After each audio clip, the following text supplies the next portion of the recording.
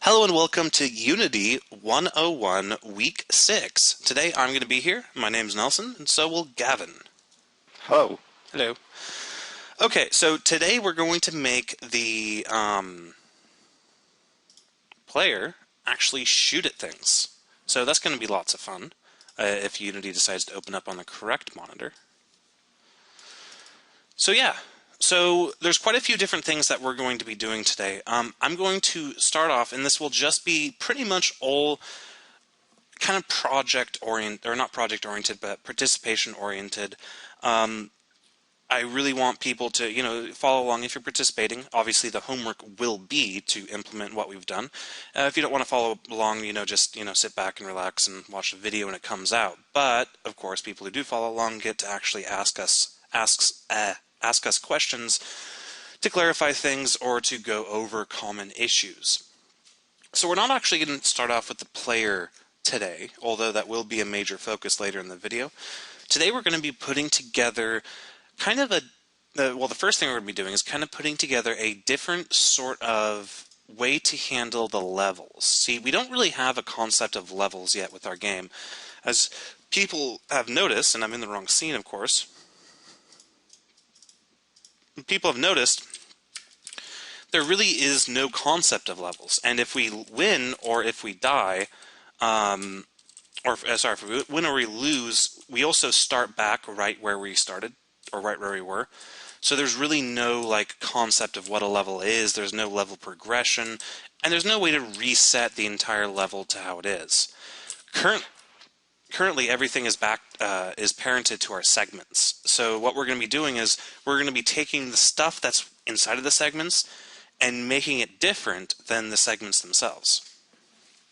Yeah, the segments are going to be dedicated to, we're basically splitting apart the scrolling of the star field, which needs to check when it's gone off screen and jump to carry on being an infinite, scroll.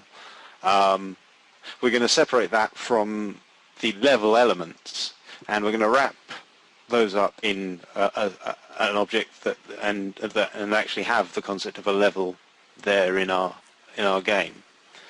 Because also at the moment, when the player, if the player runs into something, it's entirely feasible.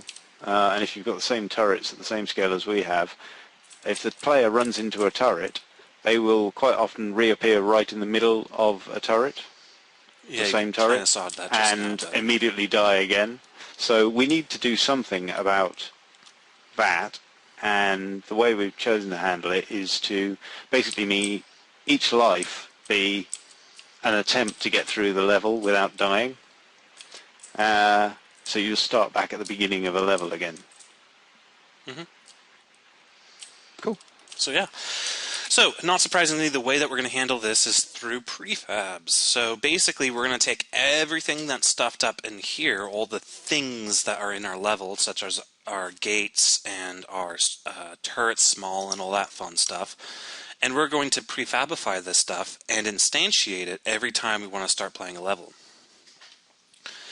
So, the first step is we need to talk a little bit about reinstantiating prefabs. I know we did discuss it to some extent when we built the barrel. So does everybody remember how we built the barrel? We gave him a public field that pointed to a game object. Now the great thing about a public game object field is that you have two options of wiring that up. You can wire it up to a prefab under your project, or you can wire it up to an actual object in your hierarchy. So I'm pretty sure Unity is going for a new world record as far as how slow it can open up Visual Studio. The great thing about this is it does all this and then just often doesn't even open up Visual Studio. That's my least favorite thing in the world. Well, no, but it's up there. Okay, so if we look at our turret barrel, notice how it has a public game object projectile. And every time we want to instantiate the projectile, we simply invoke the GameObject.instantiate method, passing in the projectile to it. Now, remember how if we look at an actual turret, or more specifically, the doohickey that shoots things, which is the barrel, notice how it has the script attached to it, and we pointed the projectile to a prefab. We did the turret barrel last week. So if you don't have a turret barrel, you probably didn't do last week. And there's no excuse to that because I actually got the videos for last week uploaded, about an hour after the class. So, Nice. I wouldn't go there if I were you. well, I did. But it was amazing. Yeah. Anywho. Yeah. So, stuff. What we need to do is we need to go ahead and do the same sort of thing where we pointed a public field, in this case a game object public field, to a prefab. We need to do the same thing to our game manager script and not only give it the amount of our segments, because remember our segments are for our background now. We're not using them for our actual objects or our actual game objects. But now we need to do another array that points to level prefabs. So let's get that started. So go ahead and hit participate if you guys want to follow along. I'm going to jump into a game manager, which I got to by hitting Control-T, GM, Enter, for people who are curious about how ReSharper can be incredibly awesome. And then I'm going to add another public field to it. I'm going to say, and then ReSharper fails me twice. There we go. I'm going to add a public game object array called levels. And so that will behave just like our segments, except for we're going to point it to level prefabs. So a few other things that we're going to have to deal with on our game managers. We also need to provide the level scroll speed as well as what level we're currently on. So down here, I'm going to say public float level float. Wow, that's amazing. I don't know how that came out of my keyboard. So I'm going to do public float level scroll speed, and I'm going to set this to 4 by default.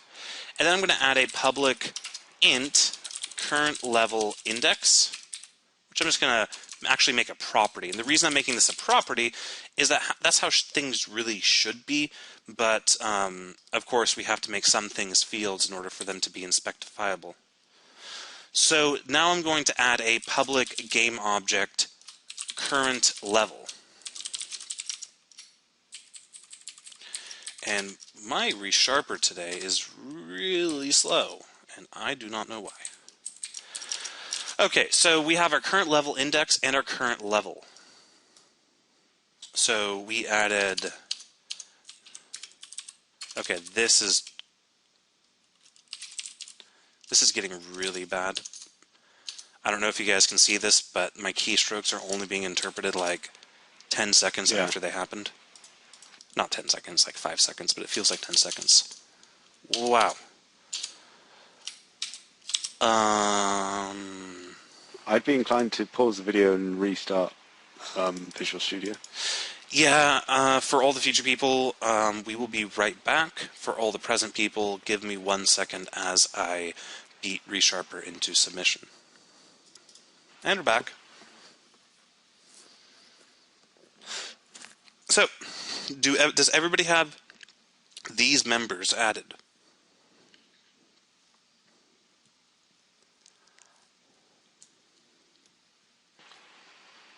I think we're good. Yeah, click ready if you're good, hit 1 more minute if you are still typing. If I do not see any more 1 more minutes, we will move on. And if I do, we will probably move on anyway, because it looks like almost everybody's done. Sweet. Okay. Haven't blow things up yet. Well, we're getting to it. See, that's going to be that's the carrot I'm using to make sure that people actually stick around for the entirety of the class. Oh, okay. So now we have our current level index, our current level, our levels and so we should be able to go forward. Now there are a few things we're going to need to do inside of our, well, we're not going to worry about that just yet actually. I'm going to go ahead and I'm going to set these up in Unity.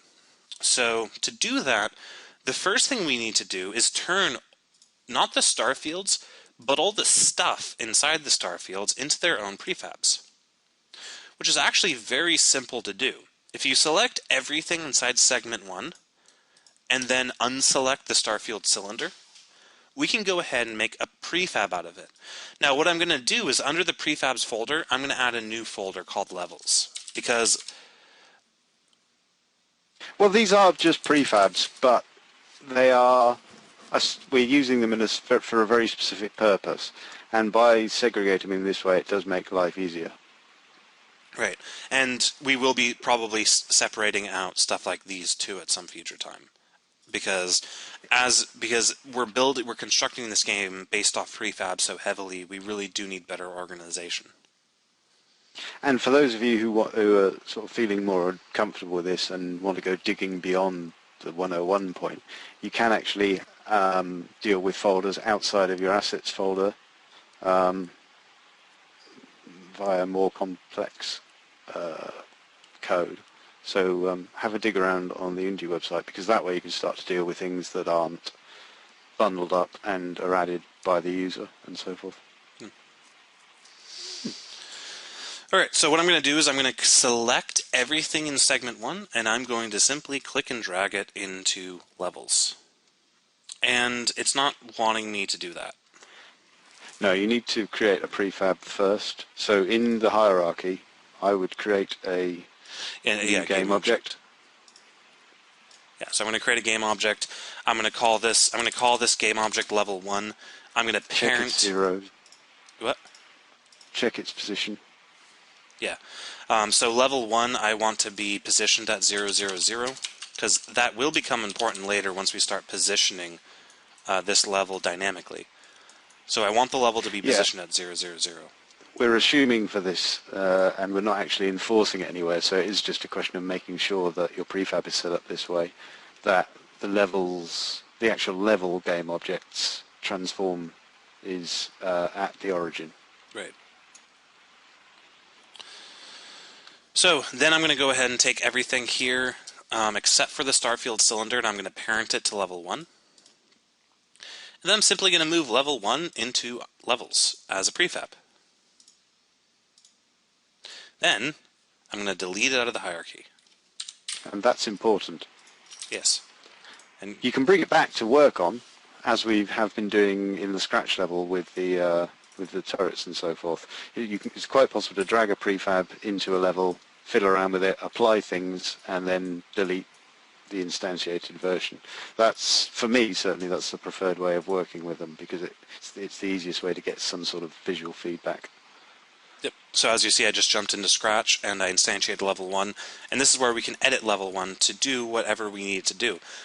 For example, if I wanted to add another turret, I could. But I'm going to jump back into the other scene now, and notice how it's empty, and we'll see why it needs to be empty in a moment. But so all we did was we packaged up all our game objects and prefabified them into a prefab called level 1.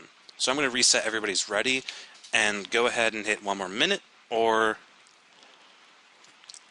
ready. Or ready if you're ready. Yeah. I mean, the buttons speak for themselves. They really should. You should get that Mac voice, the girl voice from about 1990 something. I don't think I'm familiar Was it Sam? I can't remember what they used to call it. It was really funny because you could program the error messages yourself. You could actually program the string. And where I was working, there were 3 of us. There was the guy who did the arrangements, I did the sheet music prep, and another guy who actually worked on a Mac doing all the backing tracks. And there was one day where he spent 9 hours installing a set of samples, sound samples, and in the Mac version of the installer, you literally had to click OK for every sample, which is every note of every instrument. Mm. And he spent 9 hours sitting there. And so But every time it threw an error, it would swear at him.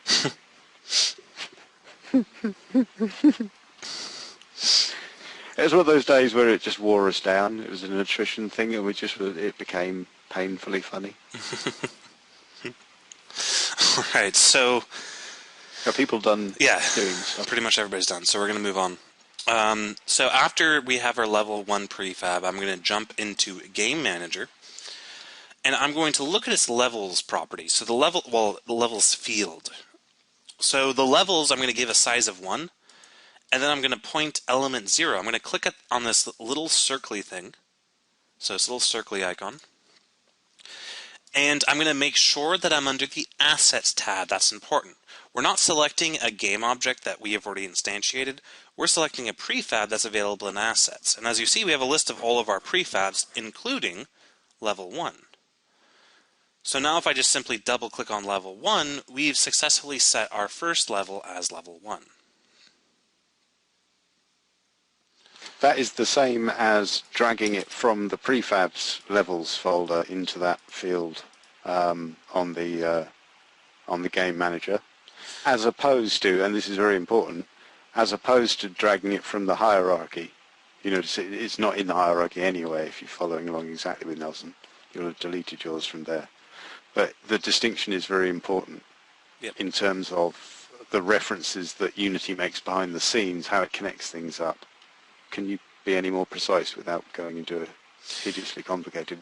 Well, although the field is a game object, it can be filled by one of two types of things. It can be filled by a reference to an existing object, or a reference to an object that you can instantiate, such as a prefab. We want to select a prefab from our project window instead of the hierarchy, because we want to be able to instantiate the level over and over and over again. Like, for example, if the player dies, we want to completely reinstantiate the level. And yeah, do you just want to run through the process? You don't need to actually do it again, but just run through what you did to create level 1 as a prefab. Or to create level 1 as a prefab? It was a little unclear what you did. You actually needed to make the game object, and people are asking questions. Okay, so to create the prefab, what I did was I went to game object, create empty. I zeroed out his position to 000 to the identity, or to the origin. And then I placed all of the things that constituted the level onto that game object. So, for example, all of the gates and all of the turrets and the finish gate as well. And then, once I had all those objects parented to game object, I renamed it to level 1, and I just click and drag it over onto the project window to make a prefab out of it. Cool. And that's all I did. And then what I did... A few people, I think, were still catching up on the very end of the previous thing and missed some of that. And then the next thing I did was, because we added an array of game objects field to the game manager script, I was able to go down here, drop it down, type in 1 to the size to give me one element to work with, and then I was able to click on the little circly thing and select level 1.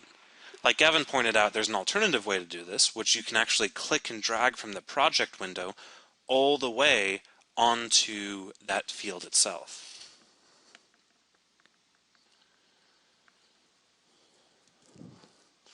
Well, we don't have to instantiate them separately because we're going to be instantiating them in code. We're not going to be instantiating them manually.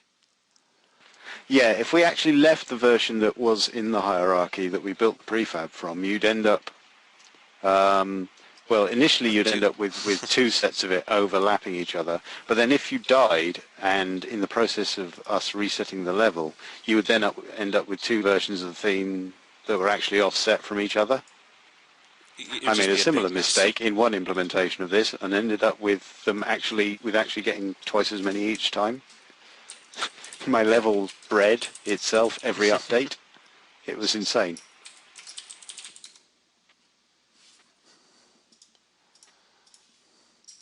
Okay, so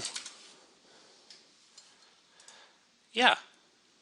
So now what we can do is we can jump back into Visual Studio, and I'm going to open up the playing game state. So the playing game state is going to handle instantiating our things, our levels, and scrolling them, which doesn't At sound the nearly moment, as we've scary as you think it is. well, the thing is, at the moment, we've got this skull Skull. for Great Lager scroll background method that on line 18 that is checking each of the segments, which, if you remember, are the bits that actually have the starfield on them, and moving them along, and then jumping the front one back if it passes a certain threshold. Now, all we've done in Unity is to separate the actual segments from everything that was attached to them. So the scroll background method will still move the starfield along, but that's all it will do at the moment. We're now going to add in a method to scroll our levels, and in that part of that process, we're also going to make pick the correct level via the code, so that obviously at the end of one level you can move to the next level. Go on then, do that. Yeah. Okay, the first bit I'm going to do, though, is when our playing game state becomes instantiated, I want to also instantiate the level prefab. So that's simply going to be a matter of if manager levels length. Now this is just a quick little sanity check, and you'll understand why this is important in a second.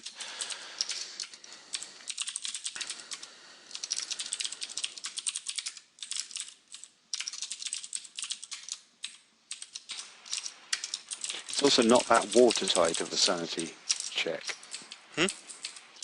It's not, because of the whole issue of it being an array, that sanity check checks whether the length, basically whether the index is out of range. Right. For the number of elements that are in the array. But you'll have noticed in the inspector that before you can actually even add an item to an array via the inspector, you have to make a space for it. Right. Which means it's possible to end up with a space that doesn't have anything in it. Have you got a quick fix for that? Because I was aware it was a loophole. Oh, you mean as far as if you simply give it 10 items but you don't fill in any of them? Yeah. Yeah, I can add a check for that in a second. I want to finish this line out real fast, though. Yeah.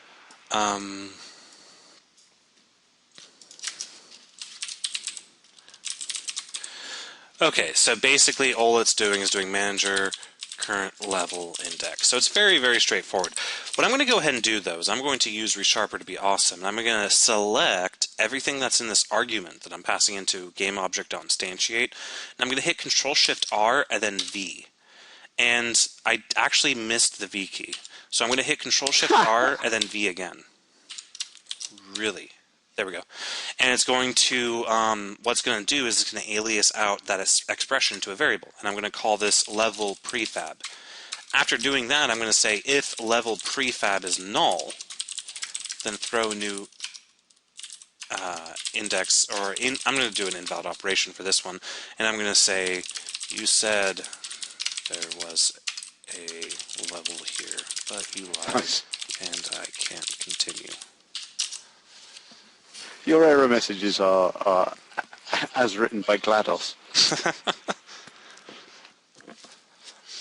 Okay, the last thing I'm going to do is I'm going to shut resharper up by using the base qualifier, which can bring in a nice little using statement. Actually, I'm not going to do that because people hate it when I bring in using statements. I particularly hate that one. Yeah. It's because you've got system left in there. If you could get rid of your system using, that would go away. Right, because that's how I deal with it. If I get rid of system, but then if I do get rid of system, I can't do my index out of range exceptions. Yeah. And anything is it bears special mention actually. Can you make it happen again? That using appearing, because you mean this one? there are where anytime you've got a clash between system and Unity engine, and object is one of those occasions. You will suddenly find, I've suddenly found this using in my code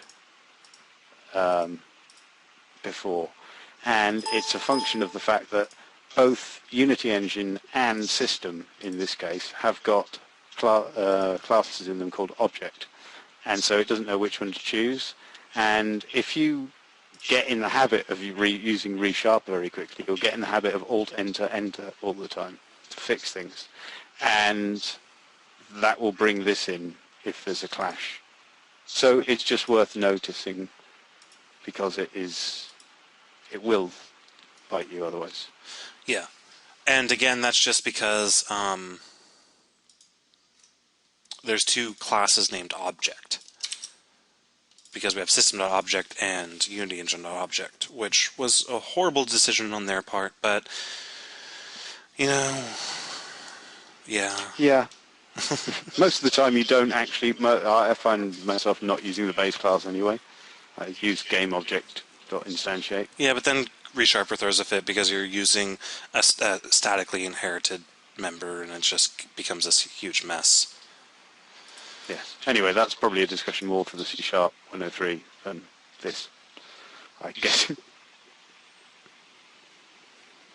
We should probably go back to... Well, yeah, Hello? so, I'm here. I'm probably just going to wait for people to catch up writing this code, though. So, 1 more minute or ready, depending on your status. Am I casting a game object to a game object? No.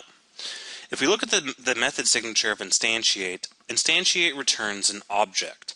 Now keep in mind, that is a Unity engine.object and not a system.object, which I hate. But anyway, regardless, instantiate returns just an object, because you can instantiate pretty much anything. You can instantiate prefabs and other things. Particle systems. You can basically game object inherits from object. It is, I think, the exact next level down in the hierarchy. Mm-hmm. But just the way things work out, it returns an object, and so the cast is necessary.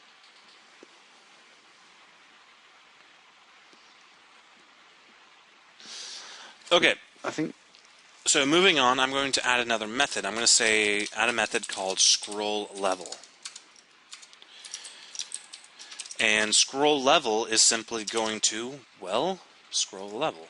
I mean, I don't necessarily think that needs much explanation. So the actual code inside of it is simply going to be manager, current level, transform, translate. I'm going to pass in 0, 0, and then negative manager level scroll speed multiplied by time delta time. I do wish you'd say the word dot. But there's so many dots. I know, but it bugs me. The thing is, I would be listening to you speak while typing, but I need to look at the keys while I'm typing. Well, I mean, so I don't know when you've actually typed a dot. If you see my point. Well, just write out a line of code without dots, and then add dots until it works. Yeah.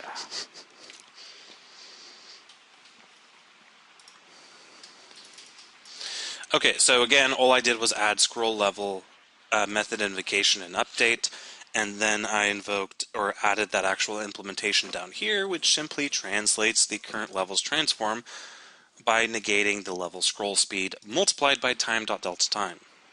So I'm going to go. It's just a cut down version of the scroll background method. Yeah, except for no leapfrogging. It's literally line 43. Mm-hmm. Essentially. Boom, boom. Okay, so hit ready now if you are done, not ready if you... Well, don't hit not ready. Hit 1 more minute if you're still typing. What are you saying, Gav? I was just going to say, for those of you who tried it out, because I think that's all of that in there now, isn't it? Yeah, that's it. Or am I missing something? Should look exactly like it did at the end of last week when you pressed play. You should have the same thing happening. But the important thing is we've divided it out now to the point where if you make another level and make your levels array bigger, and this is code that I don't believe I put in the version I sent to you, Nelson, for the windscreen state. Which would actually increment the... Yeah. Do you want to go ahead and just knock that in on the fly, because it is only incrementation. Well, I mean, I think what we could do is on the playing game state, or, sorry, in the goal, or during player death. It's in the finish line. Yeah, the finish line. I still love that name. What would you call it? It's just the finish line. I mean, that just reminds me of the nationality. I can't get over that. Like, seriously, that'd be like if we made a American line, or an Amazon line. Or a Congo line. Anywho. So then I would just check to see the index, and then stuff like that. So we did get an error. Justin, you are getting that error because object is an ambiguous reference between object and Unity engine.object. To resolve that error, you can simply add what I have up here on line 4. That will disambiguify the object. Disambiguate. Whichever one. There really is a word this time. Okay, well then fine. Disambiguate. It'll disambiguate Unity engine.object from system.object. When we have all the elements that are now in the level attached to segment 1, would the level keep repeating itself every time segment is moved forward? No, the level is not going to repeat itself, because we have no code that repeats the level. All the level stuff should no longer be attached to segment 1, though, Wolf.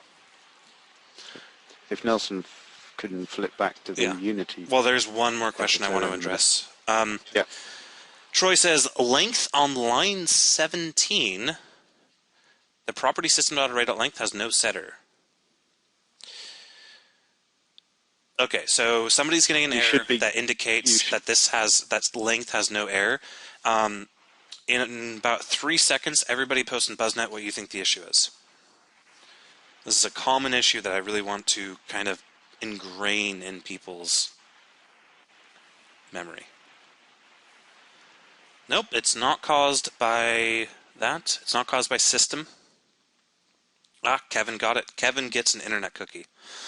What you are doing is you are missing the less than sign. Because if I do this, then you'll notice I get the exact same error that you do.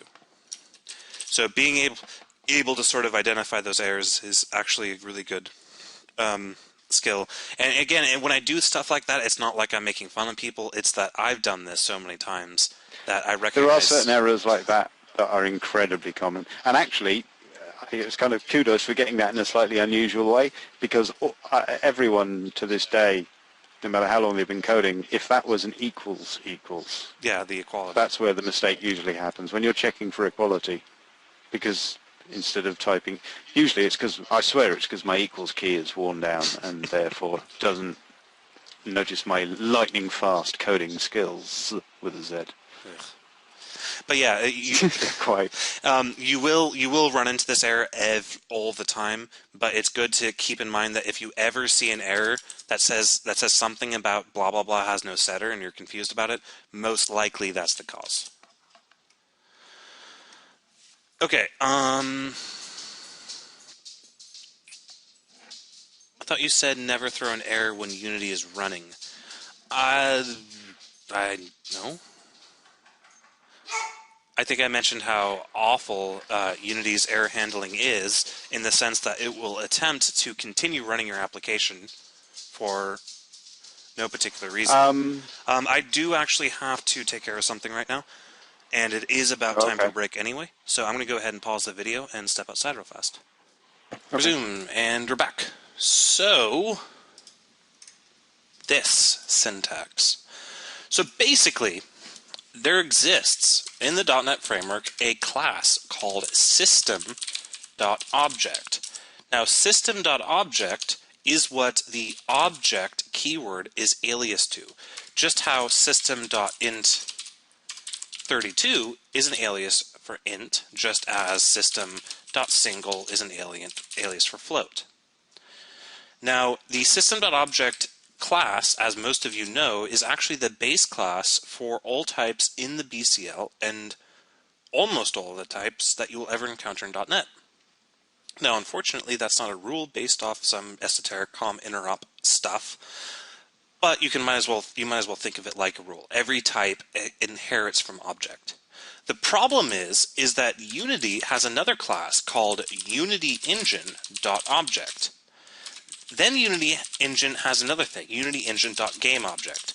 Now, gameObject inherits from object in the same way that texture 2D inherits from object, which is Unity Engine.texture2D, and then we also have Unity Engine.component, and of course, as we all know, Unity Engine.mono behavior, and the spelling, you guys know what I mean. IOUR.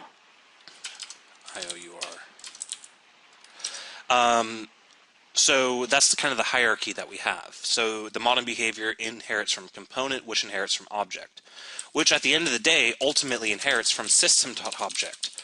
So this is the true inheritance hierarchy for Unity stuff. The problem is that there's an ambiguation between system.object and Unity Engine.object. See, if we import using system and we import using Unity Engine, C# has no way to identify if, when we type in object with a capital O, if we're referring to system.object or Unity Engine.object. So we have two options. See here on line 31, I can either type in Unity Engine.object directly, or I can do this. Line 4 says that if it tells the C# compiler, hey, if you ever see object with capital O, I'm referring to the Unity Engine.object.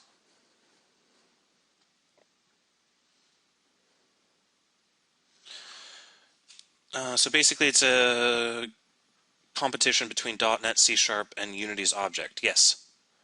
So we have to declare which one we're talking about via casting. Not via casting. Casting has nothing to do with it. It's via this using construct that you see on line 4. This is a special form of the using syntax. Yeah, the cast on line 31 comes from the fact that the instantiate method actually returns an object type, not a game object type. And so you need to cast it there. Did you see Stephen's question at 2 minutes past? Yes, I was. Yeah, what I'm going to go ahead and do is I'm going to launch the program as it appears, so everybody can see what the expected output up until this point is. And of course, it decided to maximize. I'm going to speed this up. Okay, so I'm going to go into Game Manager, and I'm going to give the level scroll speed like 100.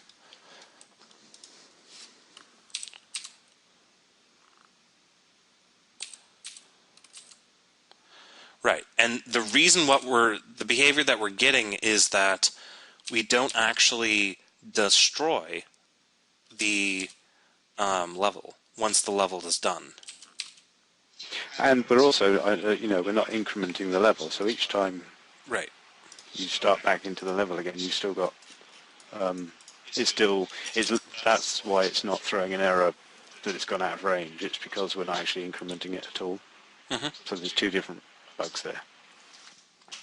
And we can fix those both by going into the finish line and adding some logic.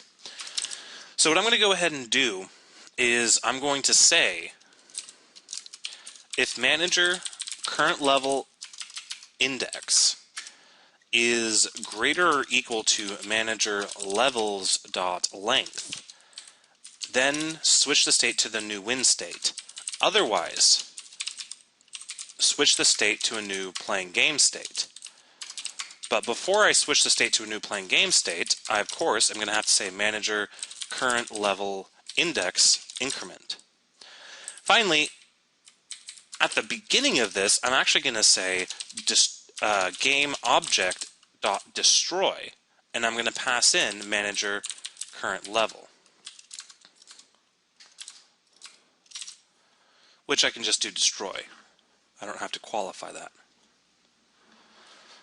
So by doing that, we have now added support for multiple levels. And notice how when I win this level, I get an exception. The reason I get an exception is that I never actually set the current level to anything by the time that I do.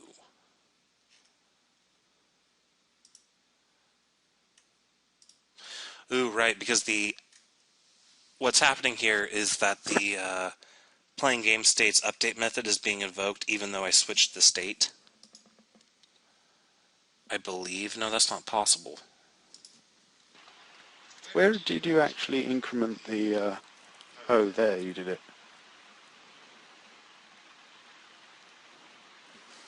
Oh, you're incrementing the current level, but you're not checking at that point whether you can actually increment it safely. Well, I kind of am, though, Although... because of this code right there. Oh, right. I'm actually... That'll run one over, actually. Okay, so does anybody know what these type of errors are called? There's a name for the type of error that is present on line 18. Fence post, overflow. Nope, nope. This is... Gerald? No, not Gerald, not giraffe. Not even Rainbow Dash. Off by one. I'm in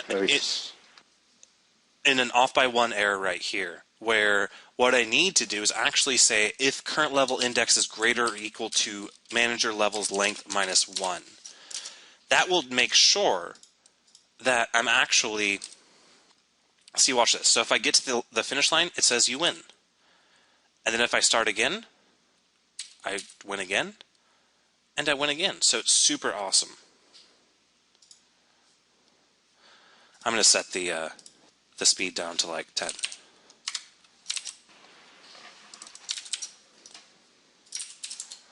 Apparently, fence post is another name for off by one. Huh. And according to Wiki, a fence post error, occasionally called a telegraph pole or a lamp post error, is a specific type of off by one error. The following problem illustrates the error. If you build a straight fence 100 meters long with posts 10 meters apart, how many posts do you need? Yes. 11. Yes. Maths. Okay, so stuff and things. This is the behavior that you should have. So everybody go ahead. I'm going to reset everybody. Hit ready if you're done. 1 more minute if you need 1 more minute. Blah, blah, blah. Get this code written out. We are on the finish line. We're not on the Scandinavian line. While you're giving people 1 more minute, go ahead and just slap together another level, even if it's just a turret. I'll do that up here so that people can still see the code. You know, I like to prove that things actually work. Because often they don't. Because every time I go to you and say, go on, prove it, then you get a fence post error. But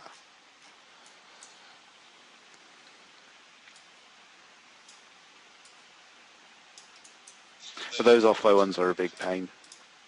Yeah.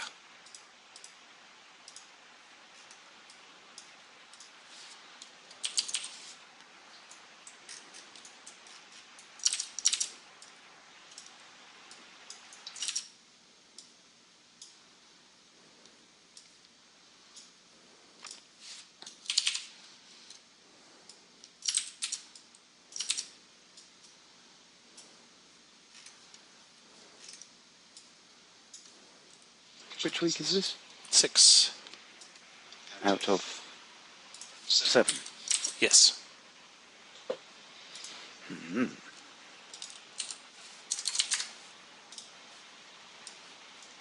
That should work out quite nicely, actually. Because we can deal with GUI stuff next week. And we've pretty much wrapped it up.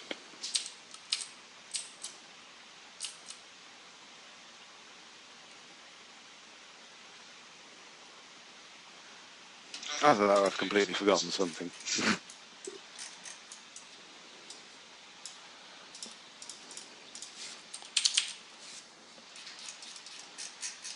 Nelson, did you do the destroying yet? Destroying? Yes, you did on line 16. Yeah. Somebody was saying their levels still persist. No, they shouldn't. When it moves to a new one.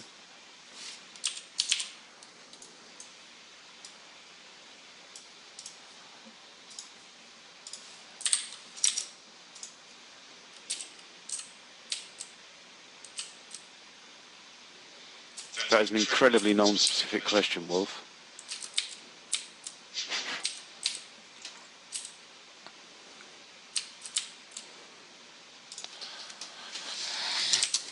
Alright, it works with multiple levels. Cool.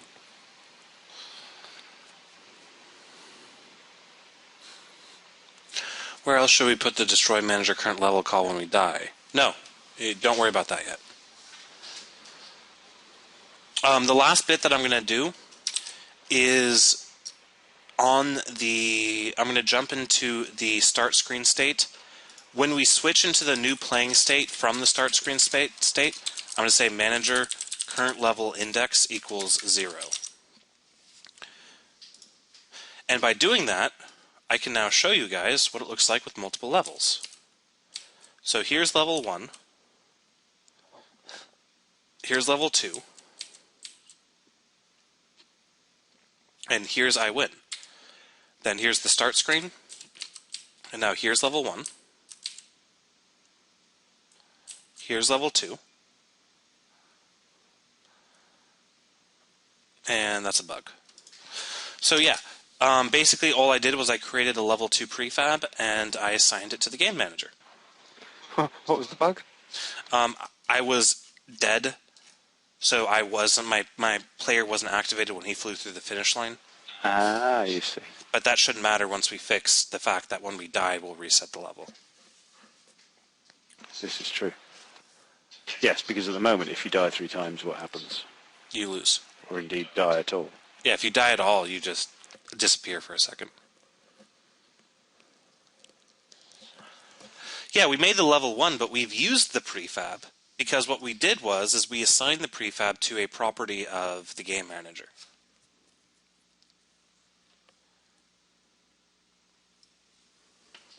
Okay. So now jumping back into code, we have our start screen state and our finish line all done. Let's talk about death. You really know how to bring down a party, don't you? So the first thing I'm going to do is I'm going to jump into the player and I'm going to fix up his destroy ship coroutine. I'm not going to worry about the explosions yet. We'll be adding that in a moment. But I will be worrying about actually moving around the level. So what I'm going to do is I'm going to say, before I set active recursively to true, I'm going to say manager current level dot transform dot position equals vector 3.0. That will reset the level every time. What did I add to start screen state? I added this. I reset the current level index to 0 before switching to the playing game state.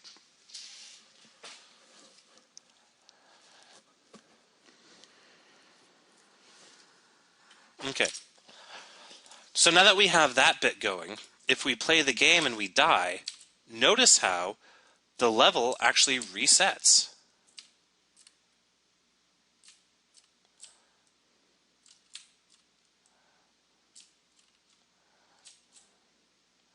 Until I get it right. And of course, this is going way too fast.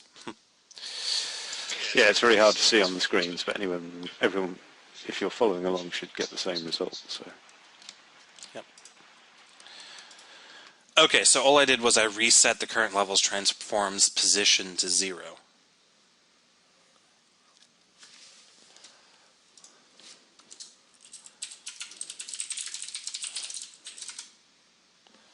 Wolf, have you got a scroll level method in addition to your scroll background method?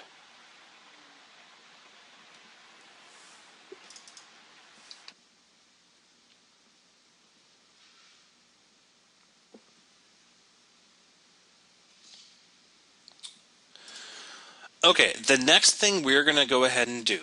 Hang on, can you look at the questions panel? Where'd that method be? That method is in the playing game state.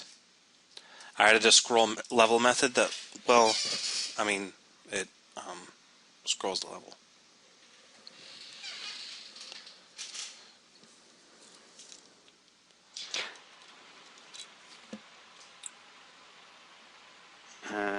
I don't know then, Wolf.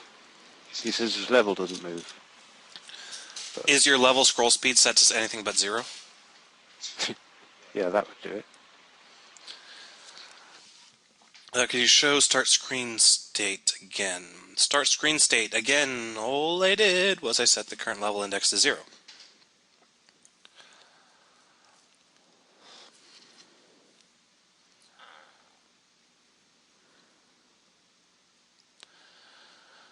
Okay. Who's up for changing a bunch of pre-existing code? Oh, yes. In fact, this has been bugging me ever since I wrote the pre-existing code. Well, or the precursor to the pre-existing code. iGame entity. I'd like to throw this out there as a question to people. Can anybody see what the problem is that we have in terms of setting up projectiles for the player with what we've built so far? I'm just interested because we've got 3 or 4 people who seem to have past experience who might have an inkling of what the problem is, particularly given what you're showing on the screen at the moment. Wick says there's no audio code in place to make them go pew. This is true.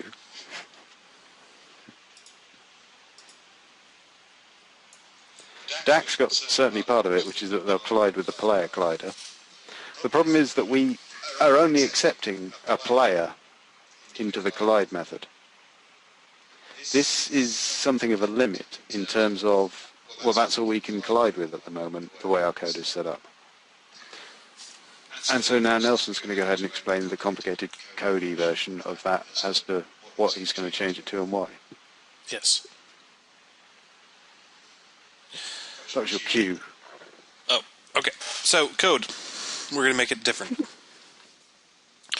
What we have right here is an interface that's kind of used to abstract the concept of collision so that we don't have to rely on Unity's notoriously horrible, awful, makes me want to vomit every time I see magical methods.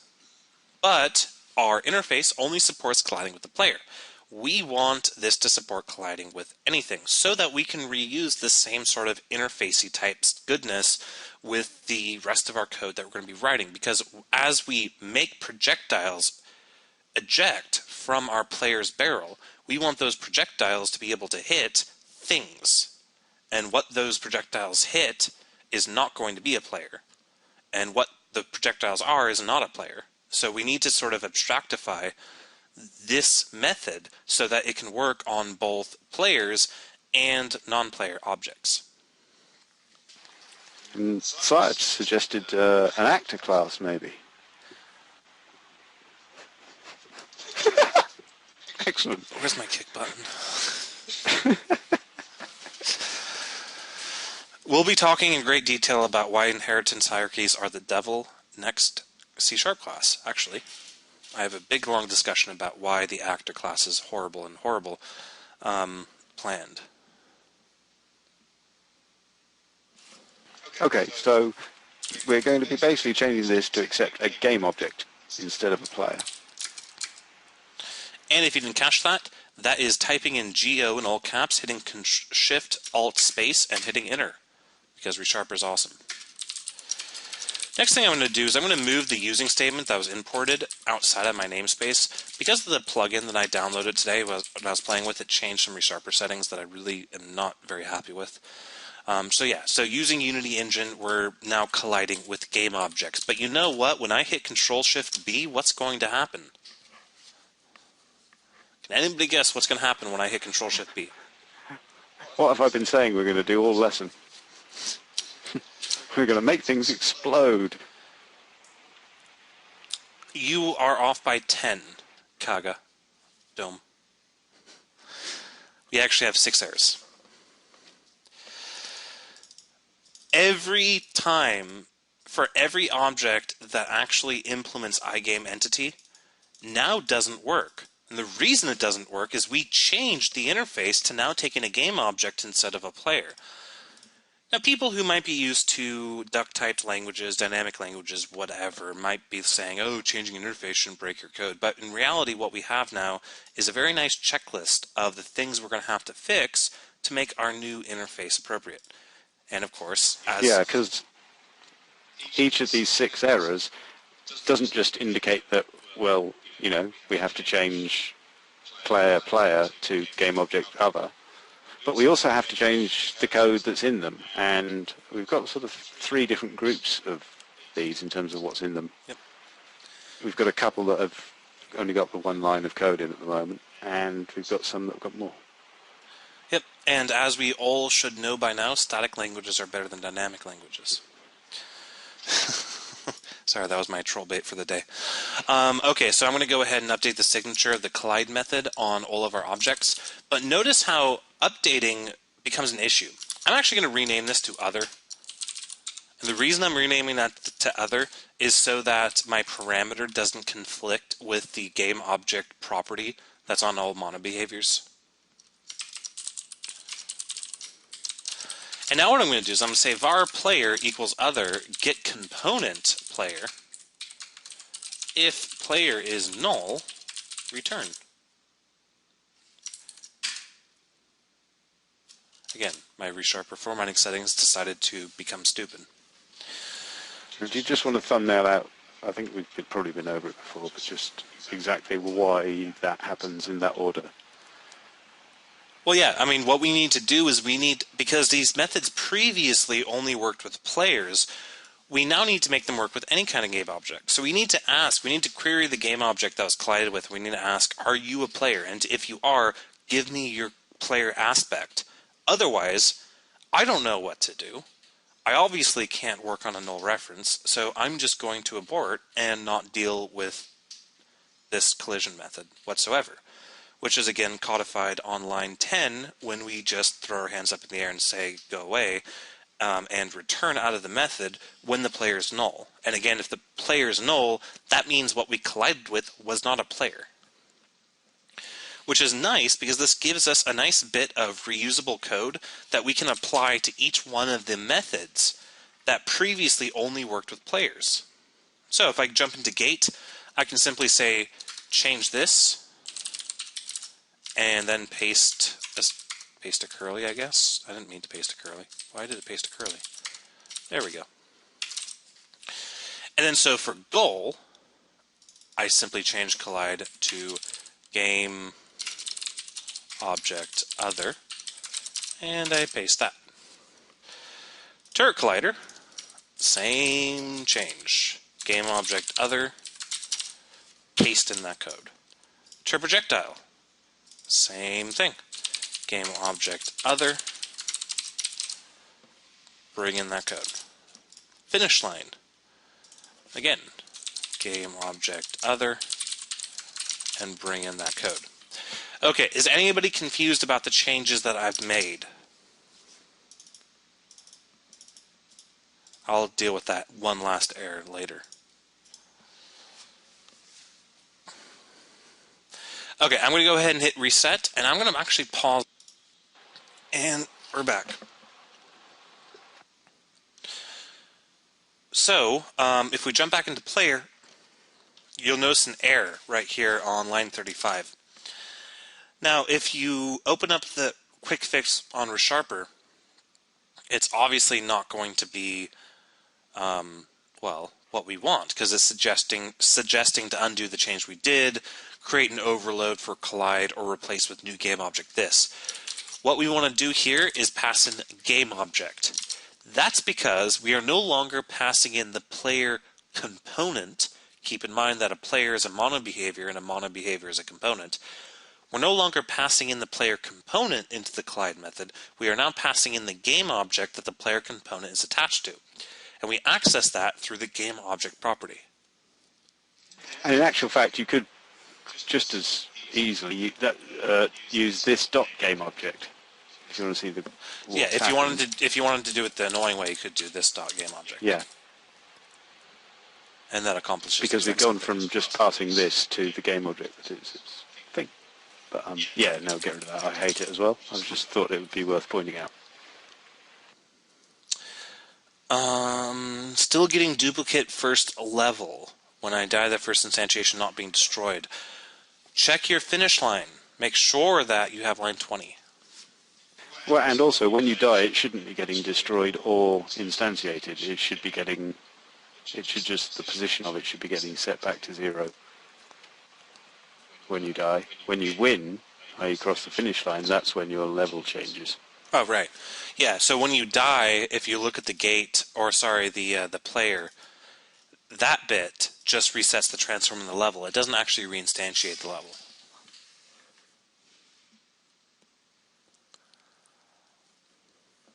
It's still getting instantiated again.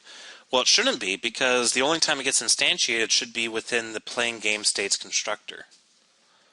Is this the only time you instantiate the level? Alright, so then while you answer that, Eric, hopefully the change we made makes sense. Is there a resharper key that will rewrite the method signatures when you change an interface? I got asked in BuzzNet, and I'm not sure, and I'm sure it got missed. There is actually. It pops up on occasion. Resharper sometimes decides to show it, and sometimes doesn't.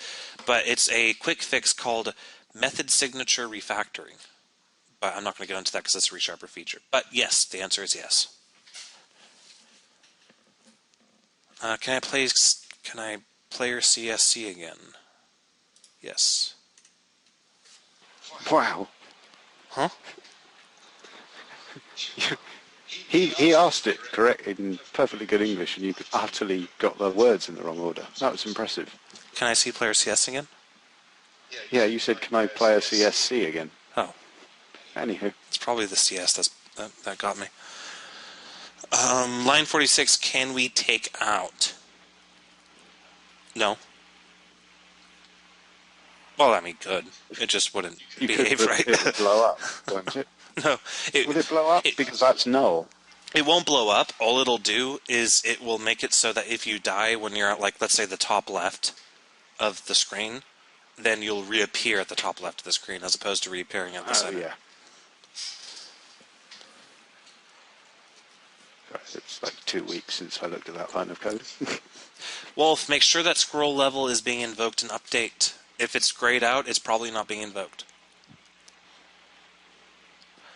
Loose screen state goes to start screen state, which in turn calls player screen state. Is that not correct? That is correct. Yeah, I mean, the actual win and start and lose screens, you'd probably want an extra screen in there called something like level up, which would, give you, loading, level, whatever. And then I may well fit that in with the GUI stuff next week if there's time. Which there should be. No. It's not a difficult thing to fit in, but it does involve slightly more dealing with GUI and fonts and things. So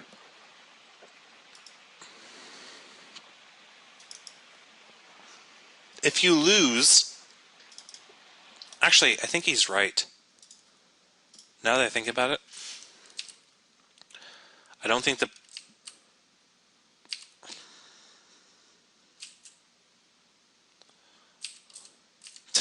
yeah, he's right. We were wrong.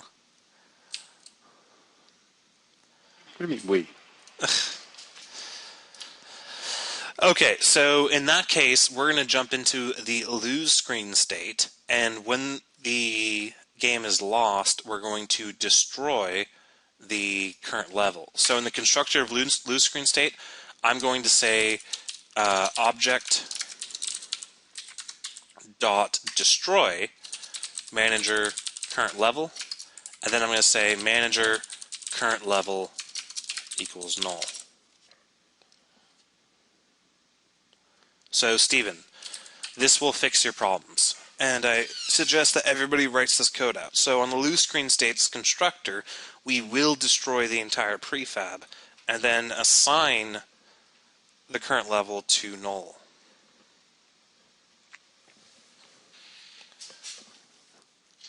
When you lose. Yeah. Properly lose. Sorry, misunderstood.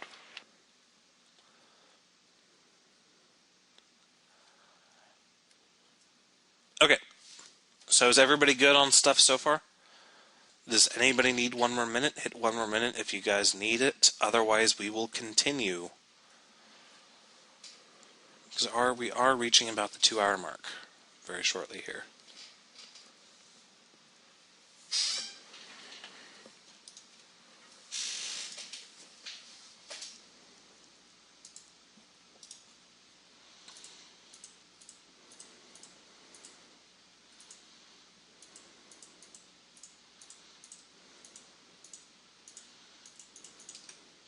Justin wants to see finish line again.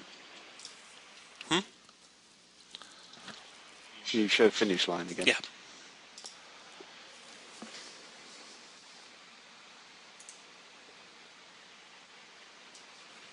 This is one of those things where it's bitty. There's no getting around the fact that it's bitty due to the way we set everything up as individual scripts. Right. This goes back to the conversation I was having earlier with about nitpicking. There are a lot of nits. To pick. Indeed. You need a fine tooth comb.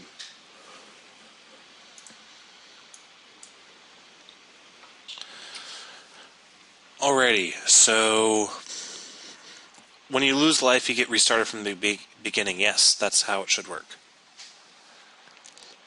Because the only other, or the better option really in terms of gameplay would be to sort of work out a safe place to restart somewhere during the, preceding moments to when you blew up. It's going to give the player time to be in a position where they've got space to, and there's no way of working that out programmatically. You'd have to actually deal with it in terms of setting up zones of, respawn points, and it's not so much more complicated. It's just more of the same sort of things that we've been doing in terms of setting up everything, all the other sort of colliders, and we just don't have the time to get into it if we're going to get through all the different aspects that are necessary in terms of making a basic game start to finish. I thought that was quite convincing. Okay, so let's go ahead and move on. Let's make the player shoot stuff. So Engage. Are you using object.destroy? Because lose screen state isn't a mono behavior, you can't just use destroy on its own.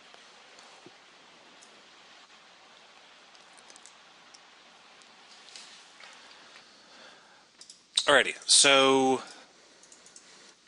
I'm going to add a new script. The new script I'm adding is going to be called player barrel. Player barrel is going to inherit from a mono behavior. Now, the code that's going into the player barrel should be fairly straightforward. It'll be very similar to the other barrel type. We'll have a projectile public game object field, as well as a public float attack delay, which we'll set to 0.25 by default. Then I'm going to say public float attack timer, which should become more important, or private float, sorry, whose use should become very apparent in the near future. On start, we're going to set attack timer to 0. On update, we're going to have a very simple method that's going to defer to 2 other methods. I'm going to say if can fire, then fire. Those of you paying attention will notice that this is virtually line for line what goes on in the turret barrel so far. And actually for the most part. Yep. Can fire will simply return input.getKey down key code space. And I'm not going to do get key down actually. I'm going to say get key code space, and we'll see why in a moment. And then I'll do attack timer smaller or equal to 0f. The private. It's funny. You what? But you're using attack delay as an attack delay, and I was about to bring up the fact that I'd actually repurposed it and I'd just not renamed it for the sake of not confusing things. I was going to call it rate of fire, and it was basically there to stop people spamming the spacebar. Right. The idea being that rather than firing at a particular rate, you could fire up to a certain rate depending on how quickly you hit the spacebar.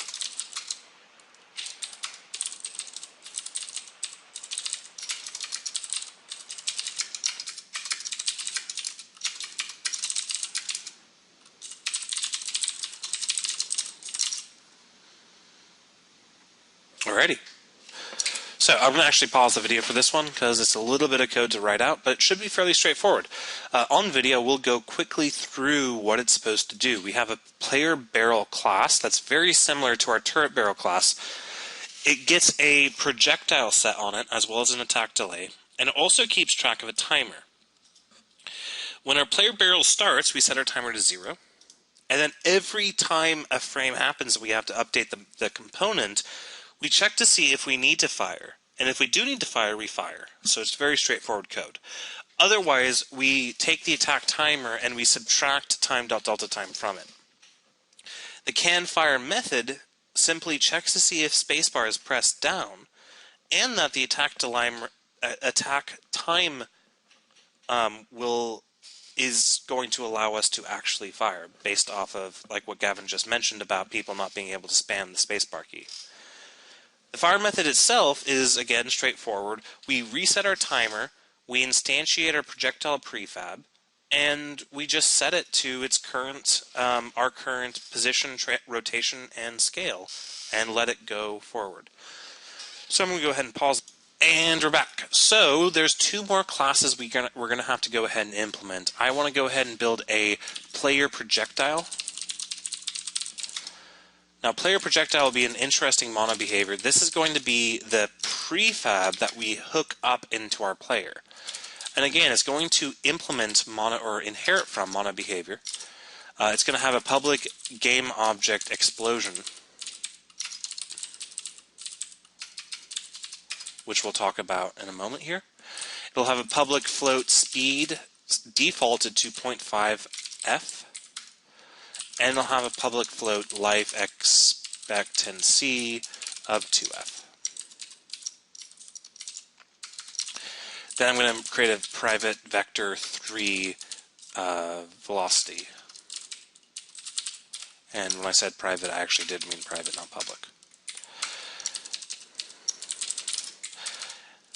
Now, on my public void start method, I'm simply going to say velocity equals vector 3 up times speed. I'll talk about that in a moment. Update will simply decrement the life expectancy by time.delta time, and then check to see if the life expectancy is smaller or equal to 0. And if it is, we will destroy ourselves. Otherwise, we're going to say transform translate, and we're going to pass in velocity and then space.self. This should be familiar to anybody who wrote our other projectile mono behavior. Then I'm going to write a method called onTriggerEnter that takes in a collider collided with. Now, see, in this case, because we have another thing that's moving. See, previously, the only thing that really moved in our scene was our player, and our player handled being collided with other things, but now we have a situation where the player is not in control of the collision. Instead, it's going to be the player projectile.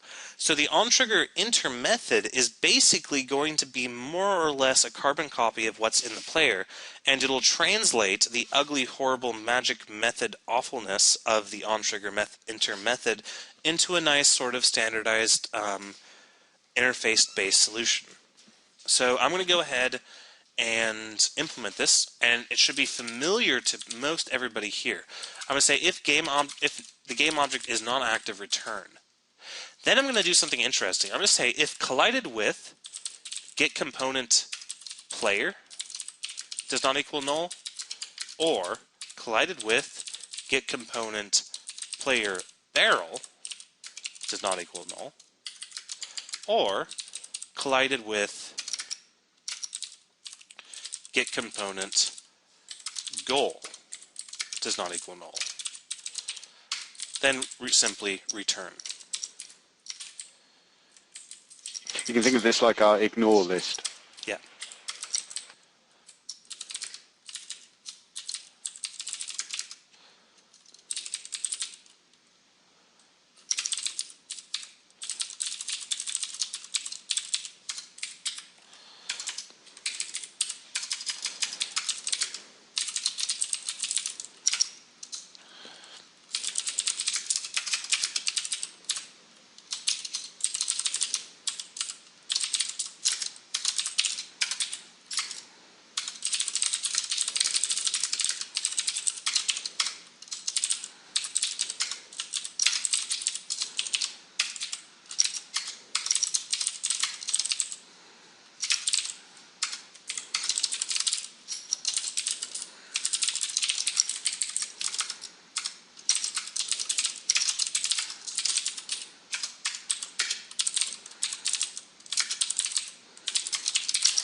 Okay, so I hope that the majority of this code doesn't need any explanation. Keep in mind that I did bring in a variety of using statements, such as link, assets code abstract, and Unity engine. So I did bring in these using statements.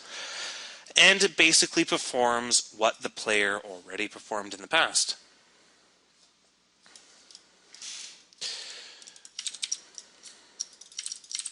So, what we're going to go ahead and do now is write out our turret collider implementation, because our turret collider is now going to become an iGame entity, and it's actually going to, well, it already is, but it's going to handle two cases. It's going to handle if we collided with the player or if we collided with the projectile.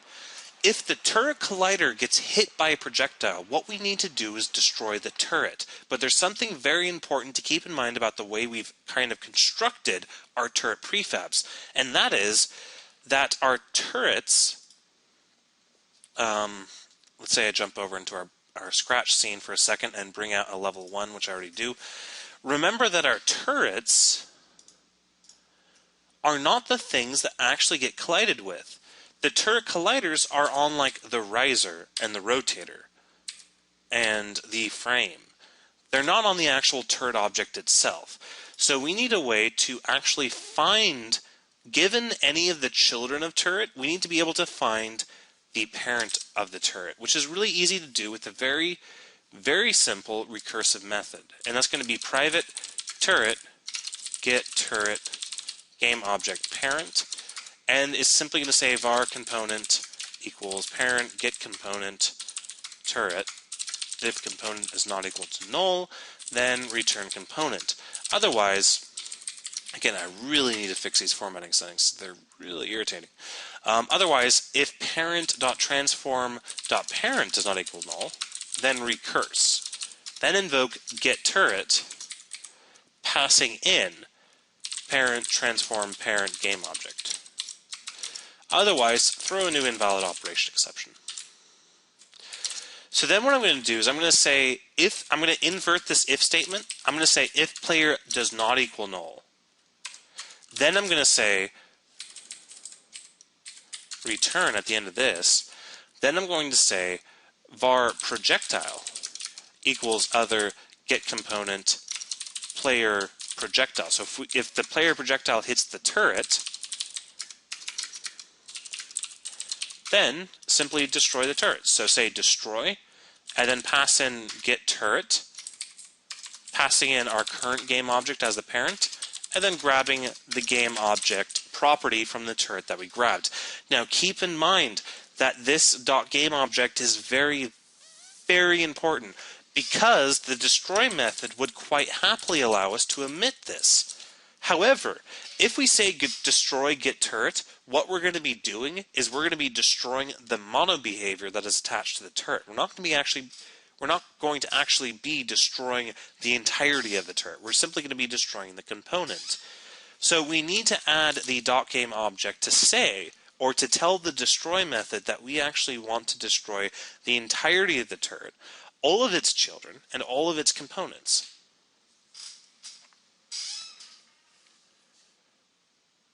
Okay.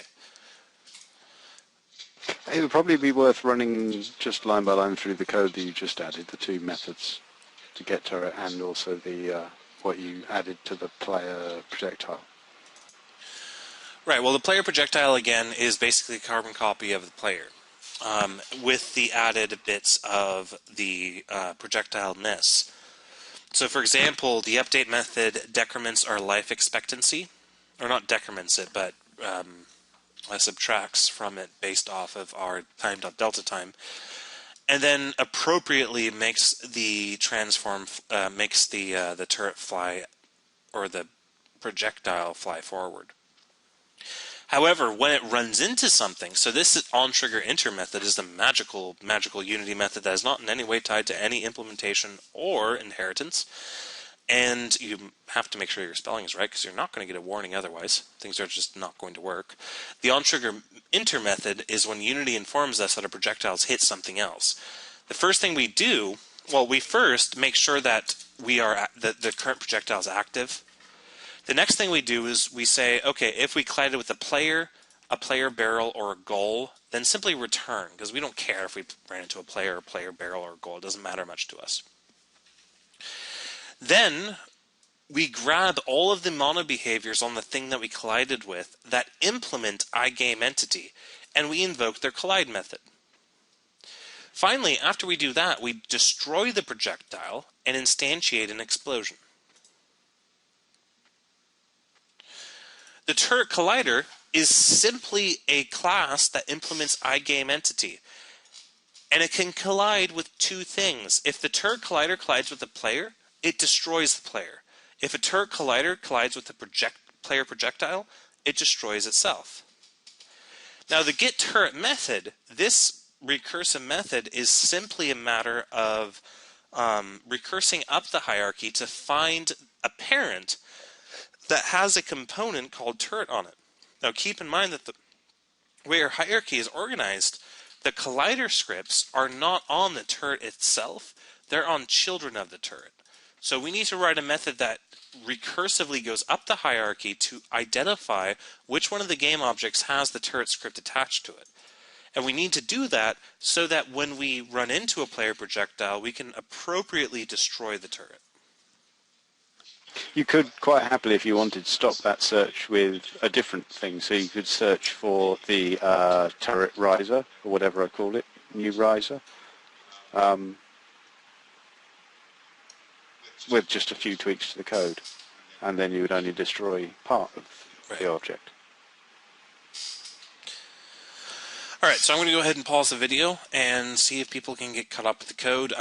This code will not work yet. We're very close to getting it to work, but I want people just to follow forward with this as much as they can. So I'm going to go ahead and hit enter back. So let's go ahead and hook everything up.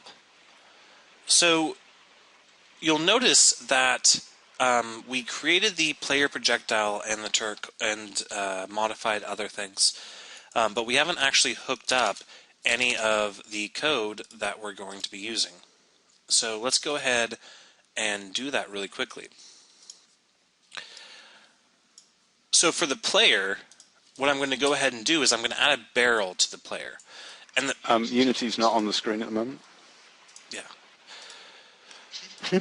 So I'm going to jump into our scene 1, and I'm going to jump on the player, and then I'm going to add a player barrel to it, which is just going to be an empty game object with the player barrel component added onto it.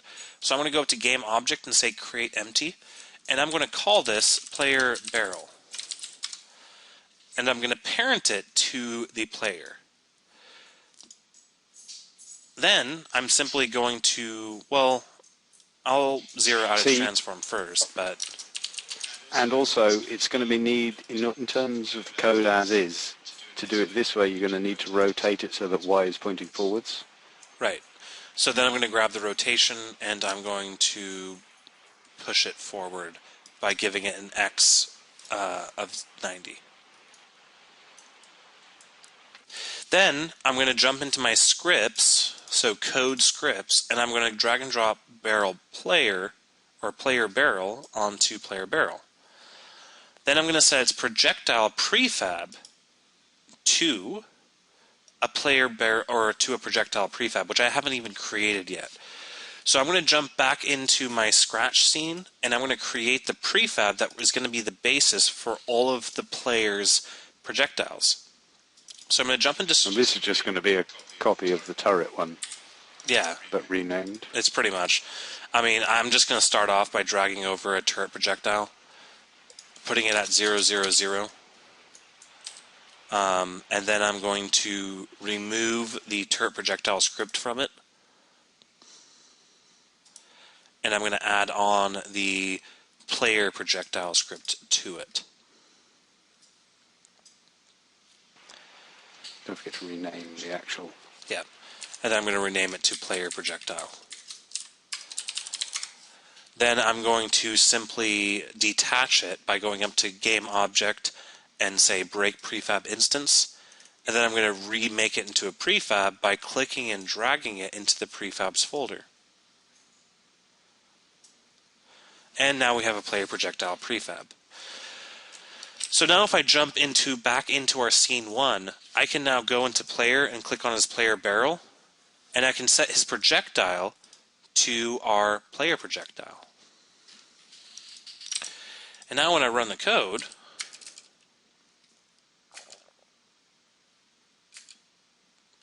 I get some interesting behavior. Did you put the actual player barrel onto the player barrel? Yes. And I set it to the player projectile prefab, and the player projectile prefab still has a turret projectile attached to it. Okay, so I'm going to do this again. I'm going to say remove component. I'm going to click and drag and make sure that my player projectile script is attached to my player projectile. Then I'm going to hit apply. So now our player projectile script is attached to our player projectile prefab. Now, by jumping back into our scene 1 and hitting play,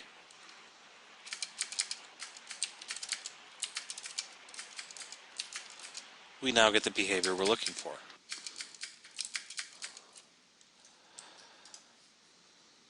And of course, we get some unassigned reference exceptions because we haven't actually set the explosion prefab to anything. You're probably going to want to make those a lot smaller as well. Those projectiles, I believe, should have a scale. Well, actually, the player barrel should have a scale of 0.15. Right, so I'm going to jump into the player barrel, and I'm going to give the player barrel scale of 0.15, 0.15, and 0.15. 0.15. 0.15. And then I'm going to hit play, and that looks a lot better. And now everything is actually working. If you'll notice very carefully, our player prefabs our projectile prefabs are actually being destroyed when they run into gates, but then they also destroy turrets when they run into turrets.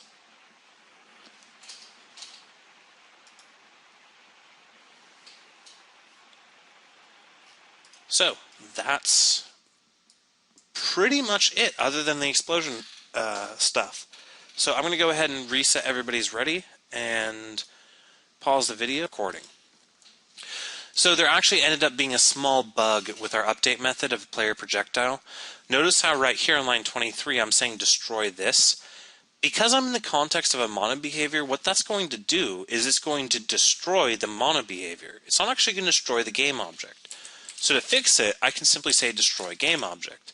And now when I go back and run,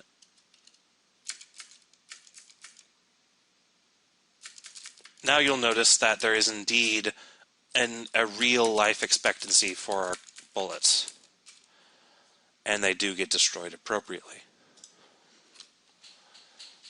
Cool. And we're back. So let's go ahead and talk about explosions. What we need to do is we need to create an explosion prefab.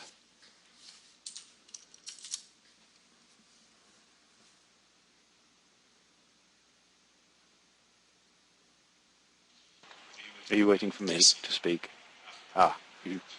Some indication would have been good. Yeah, we need to make explosions. Now, this is an actual full-on discussion of the particle systems is out of place here. They're really quite deep a system. But they've also recently changed, or relatively recently changed over to the new system. So I'm going to show, as of the recording, we're on 3.5-ish version of Unity. And the first thing we're going to want to do, yes, this is 355F2. I'm using 355F5, I think, at the moment. It should all be the same, with only buggy or less buggy. But the first thing you're going to want to do is go down to the project and add. No, you don't. You want to right-click in the project window. On which folder?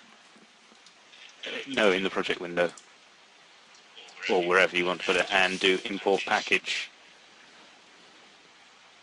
And where is it? Particles. And for the sake of ease, make sure everything's selected and import it. It will all come into the standard assets namespace and some odd textures. Now, I'm going to go about things two ways here. The first one is just a variation on one of the packed particle systems that we've just brought in. And the other is one we're going to start from scratch. If you could just give me a second while I get the correct Unity project open in front of me. Pony, pony, pony, pony, pony, pony, You're just going to think pony thoughts. No, well, I'm entertaining the crowd. Hopefully. Probably not, That's though. the wrong one, isn't it? Open.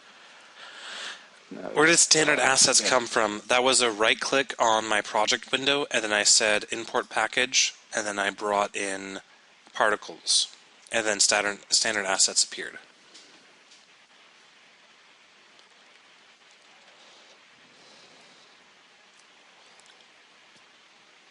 So yeah, so how's the weather?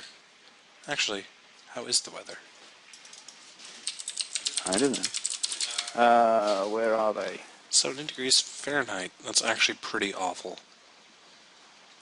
I hate it when it's that hot. It doesn't look like it's going to get any better this week. Ugh. Okay. The first one we're going to do is going down to, where is it? Flame explosion, which is flame. Inside that fire folder, I believe, is a flame prefab. If you go into your other scene, your scratch scene,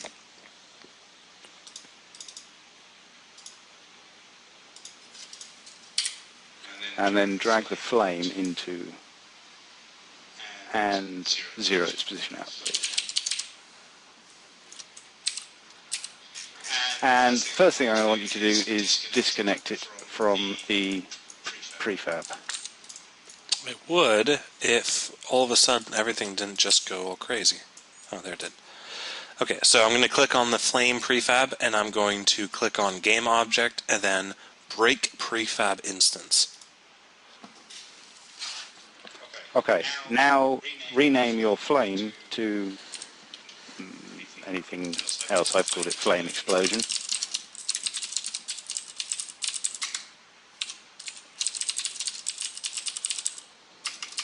Why are there two eyes in there? Because you keep typing two eyes for some reason.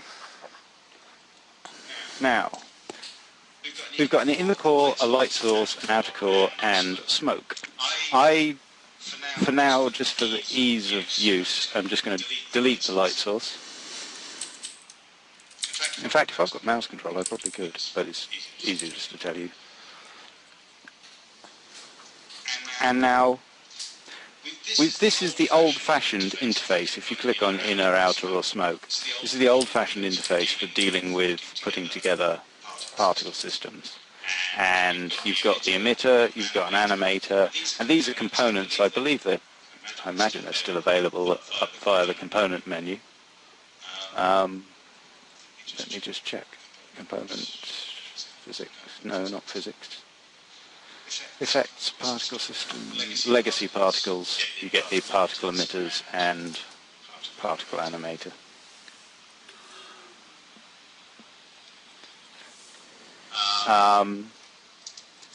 And so if you've got old, you know, if you find effects that have been put together on the web and stuff, a lot of them are going to be in this format rather than the other, so it's worth at least knowing what to look for.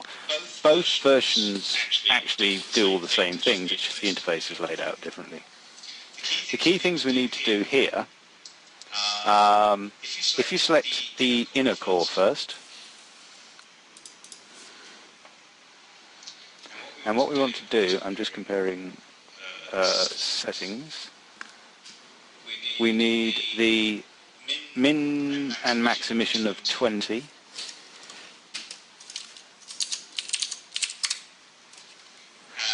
World velocity and local velocity should both be all noughts.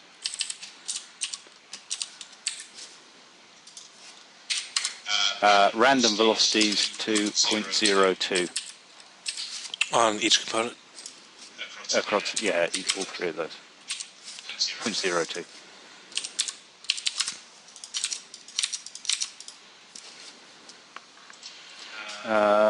That's as is.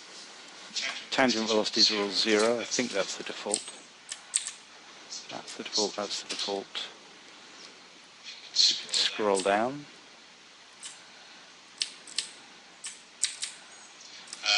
You need to check, and this is important, one shot. Yeah. That makes sense. Ellipsoid. Can you just open that up? If you select all of those to 0.4, so set Y to 0.4. Leave those the same. And check auto-destruct on the particle animator. Shadows. No, that's all fine. And everything else stays the same.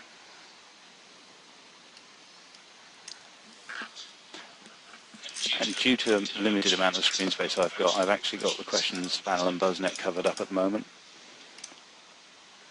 So if people are asking me things, I can't see them. I don't see any questions for you. Okay. So that was the inner core. We're going to do very similar things to the other two. So, in fact, do you want to... Which way do you want to do it? Do you want to let everyone get through the inner core and make sure they've all got that? Or do you want to do all three? Well, because we're so strapped to time right now, I'm just going to go ahead and go through the settings. Okay.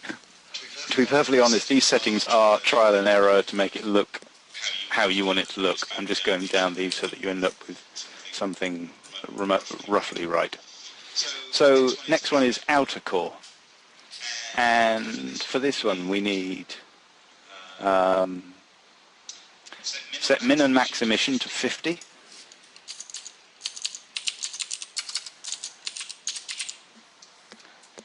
World, local, velocities both to zeros across the board. Random velocity of 0.2 across the board.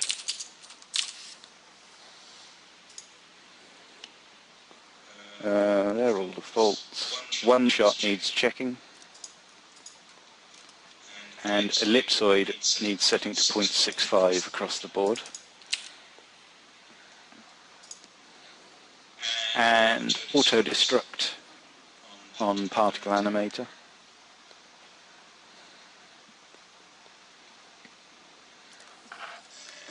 And I do believe that's it for that. I think. Including smoke? No, for the outer core. Smoke next. Same sort of thing. Min and max emissions I set to, for some reason I set them to 40 and 50, but I don't know why I did that. It should be 40 each, probably. Zero out world and local velocities. And the random values to 0.3.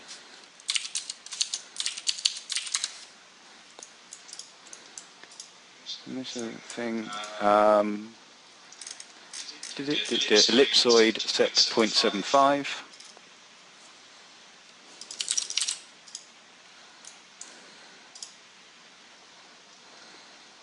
And auto-destruct in the particle animator. And then as well as one shot. And one shot, yes. Sorry, I thought I'd said that. But that, I believe, should be our flame explosion prefab. It seems you've got something moving, which is odd. Looks like the inner core is slightly moving, but it shouldn't be because I have only the random velocity set. It's probably just a matter of the fact that we're looking at it repeat over and over again. It could well be. Yeah. But anyway, so if you now drag that flame explosion, also be aware that these are going to be difficult to read in the editor window if you've got the inspector and the project and hierarchy views all visible. That will affect your frame rate when you're dealing with particles. But yeah, if you drag that across into prefabs now. Hold on, somebody say something about Y position should be 0.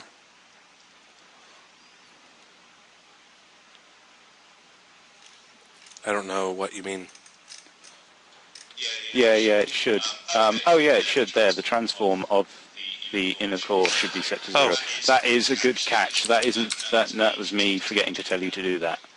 Yeah, 0 those out for each of those. Because this effect, as it out of the box, is designed for a campfire. Yeah, and not for something that's in space. Yeah, basically, all I've done is just make it into a ball instead of what it was. But yeah, now that was a good catch, whoever caught that. But if you drag the flame explosion into prefabs, yep. Voiler, there is our first explosion. So now if I go and jump over to my other scene. Well, do you want to shall I make the other explosion now as well? I want to see this work real fast, basically. Okay. So I'm going to jump into actually, no. I'm going to jump back into Scratch. I'm going to delete the flame explosion out of my hierarchy. I'm going to bring over my player projectile. Then I'm going to set his explosion to my new... You need to be in... what did I call this thing? Flame explosion.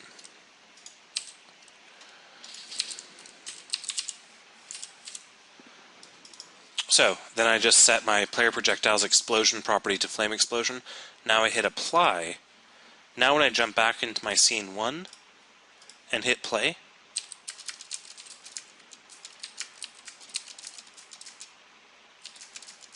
notice how we get particle effects.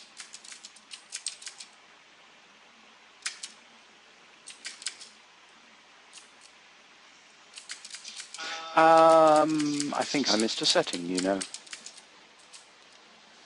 There's an inherent velocity setting on one or other of them, and I'm not sure whether it's on that one. Let me just double check. Flame explosion.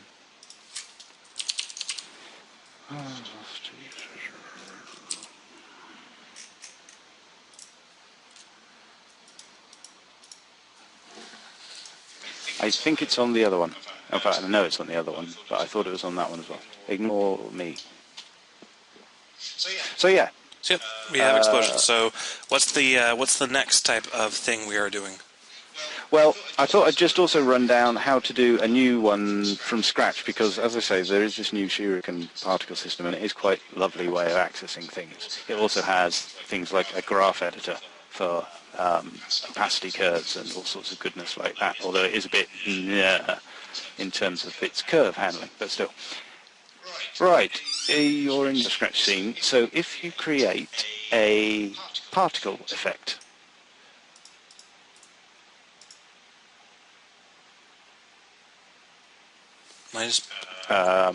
sorry, it will be a game object, I think.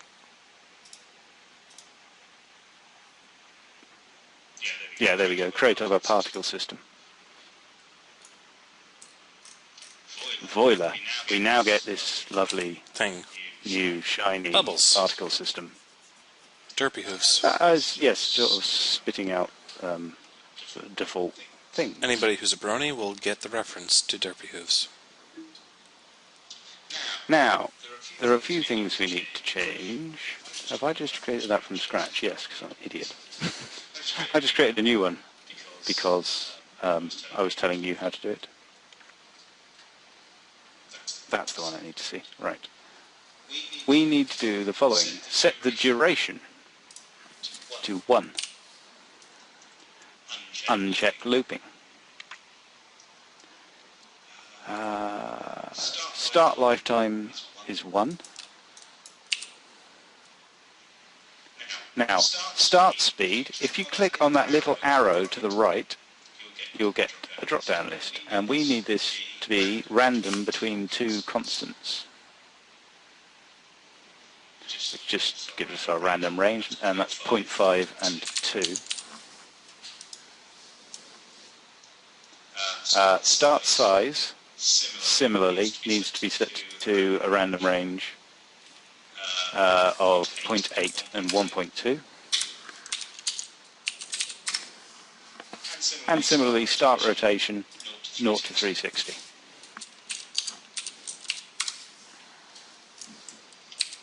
Otherwise, all our flames would be the same way around. Yeah. Which is Doesn't work in space. Start color, you can... hang on. Let me just double check my colors. Yeah, set start color to black.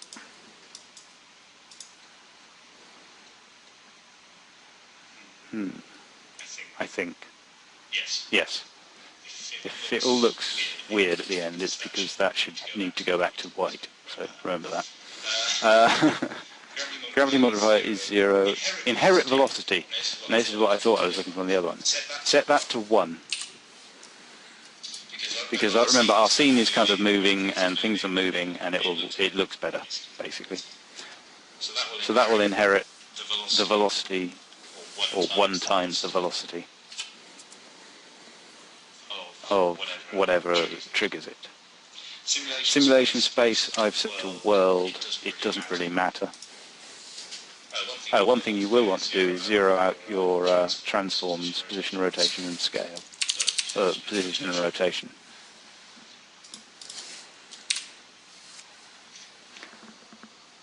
Sorry, I just noticed that. Where do we get to? Simulation space, world. Play on awake is checked, and max particles 1000. Now, if you open up your emission and set the rate to, I've set mine to 4000, that might be a little bit on the high side. This is in particles per second. So because we've set max particles to 1000, we're only going to get 1000 particles, and they will take 1/4 of a second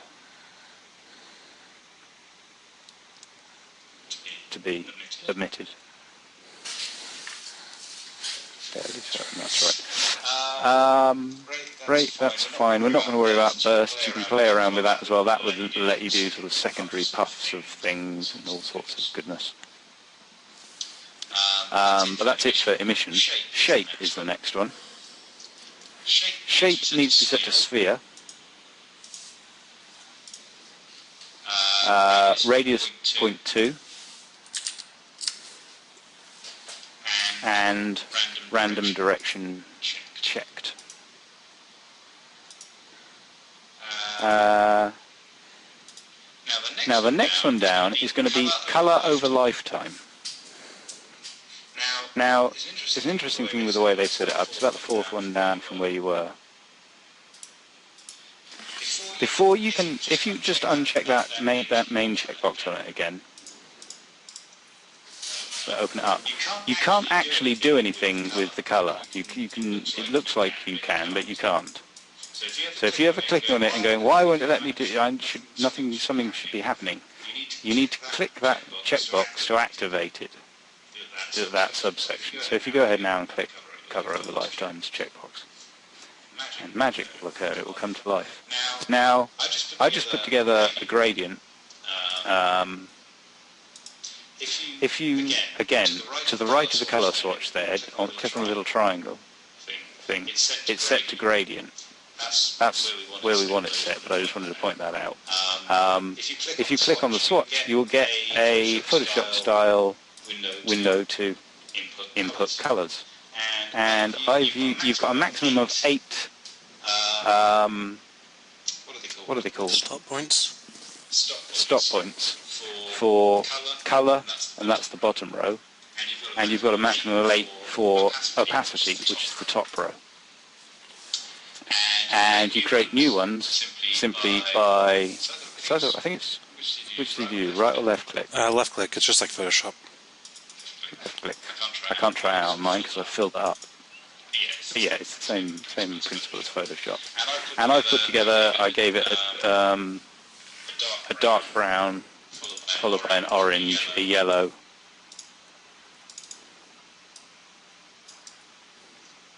Quite a dark. People can play around with this. Yeah, this is very much the taste. Followed by a white, followed by an orange.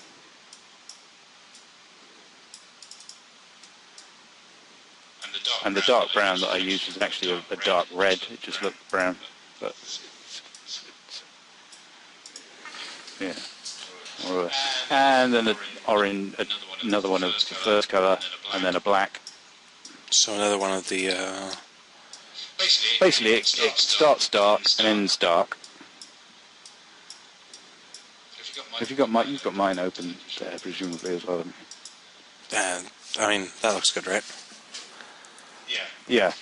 And then you could just tail the opacity off in the last 10. So if you move that dark swatch away from the end, and then move that one there to the right. Yeah. And then on the end one. No, move that to the right, but then on the end one change its opacity to 0. What you're doing is making sure that it gets to black while it's still visible and then fades out. Yeah, that sort of thing. And again, this is very much, these values are, what looks good. Season to taste, whatever you think makes a nice looking explosion. Can I close that out? The only other thing we need to go into is the renderer, which is right down the bottom of the list. And where it says default particle, click on Nelson's very, very favourite button under the material for the renderer. Oh, my stupid little circly. Yes. And now you've got all of these lovely textures, materials that you can choose from. And the one that we're looking for is just called smoke. Just called smoke. Second row down, third from the right. Right, so this one right here? Yeah.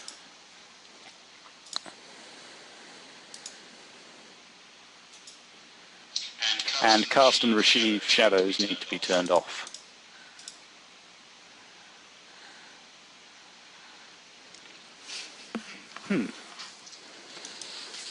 Smoke, billboard, none, 0, max particles.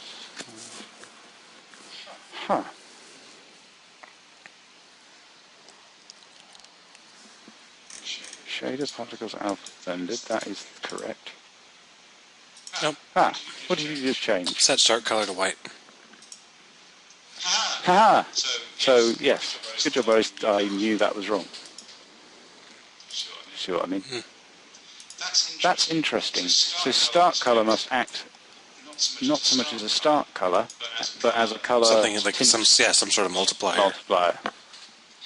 That's what confused me, was the fact that it's called start color, and I had left it as white originally in mine, hence mine working, and then but obviously from the colors they start dark, so I thought I should be starting with a dark color, but clearly not. So there we are. Yes. For anyone who missed that, the start colour that we changed earlier to black should be white. I hope you can see that we've got a lot, basically all the same settings we're accessing. And in code terms, we really are accessing, I would imagine, the very same things, except for certain properties that are absent on the older thing. Yeah. But, yeah, like I say, there is more to look at. You will notice also that there are graph windows that you can open up for things like the opacity over time. I had oh my. That was horrible. I very much Yep. apologize to everybody who had to hear that. Thank you. If you look in, for example, size over lifetime is probably anything of these that change over time or change over something. You can actually open up a curve editor. If you go up to the top, you'll need to scroll up and click on Open Editor. You've got all of those settings that were in the inspector down the left-hand side, but you've also got a curve editor. So here you can do things like change the size, add keys. It's not the nicest implementation of curves, but it's, at least it's there, and you can get some good effects. I mean, we've barely scratched the surface of what it can do.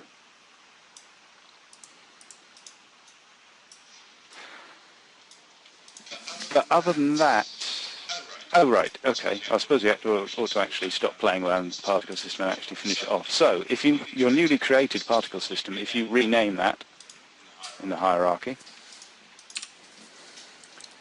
to, I called mine Explosion FX. Wow. I really want two eyes in that word. I don't know why. Yeah, you do.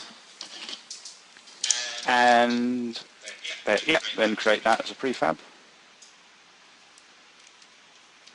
Yep, and then if I jump over to the other scene, I can now set... Actually, no.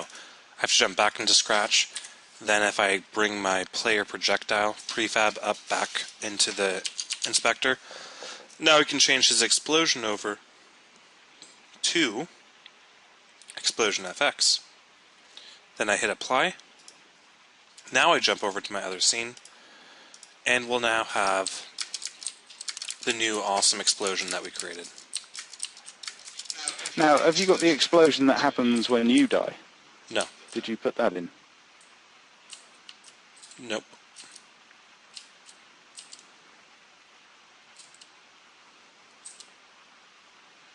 But I think that's going to have to wait till next week.